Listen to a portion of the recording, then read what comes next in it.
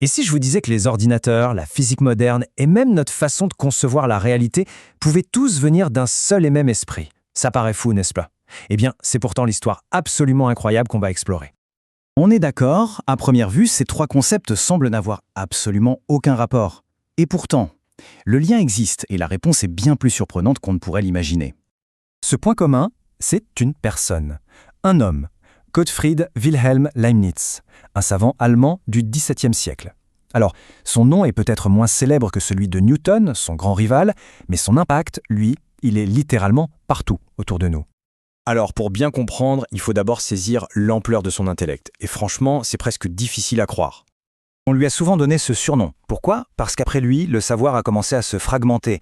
L'ère des spécialistes est arrivée. Leibniz, lui, fait partie de ces derniers esprits capables de maîtriser la quasi-totalité des connaissances de son temps. Une chose qui est devenue tout simplement impensable aujourd'hui. Pour s'en rendre compte, il suffit de jeter un œil à ses domaines de recherche. C'est vertigineux. Mais ce qui est fascinant, ce n'est pas seulement la longueur de la liste, c'est le fait qu'il a apporté des contributions majeures, des vraies avancées dans presque chacun d'entre eux. De la diplomatie à l'ingénierie, son esprit semblait ne jamais s'arrêter. Et justement, un de ses projets les plus révolutionnaires, c'était de créer une sorte de langage universel pour tout calculer. Bien avant nos ordinateurs, Leibniz a perfectionné le système binaire. Il a eu cette intuition géniale que n'importe quelle information pouvait être représentée par une simple suite de 0 et de 1. Pour lui, ce n'était pas qu'un jeu mathématique, c'était la base d'une nouvelle logique. Et là où ça devient encore plus fascinant, c'est le lien qu'il va faire. En étudiant un texte philosophique chinois très ancien, le I Ching, il réalise que les 64 figures du livre correspondent parfaitement à son système binaire. Pour lui, c'est une révélation, la preuve d'une vérité universelle qui relie la logique occidentale et la sagesse orientale. Aujourd'hui, ce système de 0 et de 1, c'est le cœur de toute notre technologie. Le texte, les images, les sons, absolument tout ce qui passe par nos écrans est codé dans ce langage. Une idée qu'il a formalisée il y a plus de 300 ans. Ce talent pour trouver la notation parfaite, on le voit aussi dans sa plus grande querelle avec Isaac Newton, l'invention du calcul infinitésimal.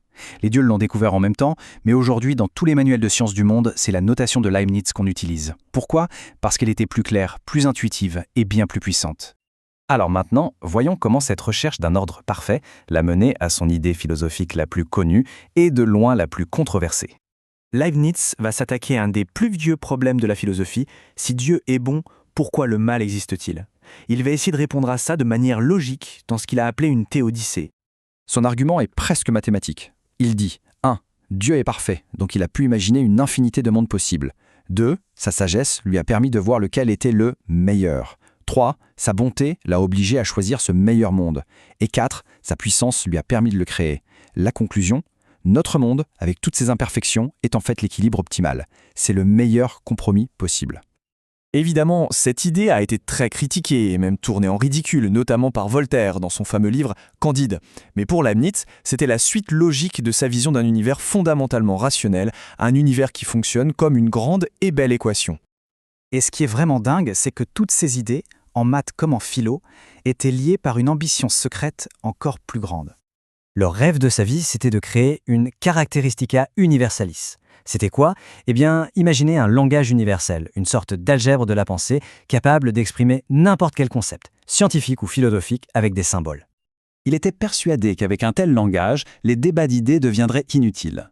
Face à un désaccord, on n'aurait plus à argumenter, on pourrait simplement dire « calculons », et la vérité apparaîtrait comme le résultat d'un calcul. C'est une idée d'une modernité absolument stupéfiante qui annonce déjà l'informatique. Le problème, c'est que Leibniz était tellement en avance sur son époque qu'une grande partie de son génie est restée cachée pendant très longtemps. À sa mort, il a laissé derrière lui une quantité astronomique d'écrits, plus de 40 000 manuscrits, lettres et notes diverses non publiées. C'est un trésor tellement immense qu'aujourd'hui encore, des chercheurs continuent de le déchiffrer. Mais son influence est déjà partout. Dans la notation du calcul infinitésimal, dans les bases de l'informatique binaire, dans la logique avec le concept des mondes possibles. Il a même eu des intuitions en physique en affirmant que l'espace et le temps étaient relatifs bien avant Einstein. Finalement, la vie de Leibniz nous laisse avec une question assez vertigineuse.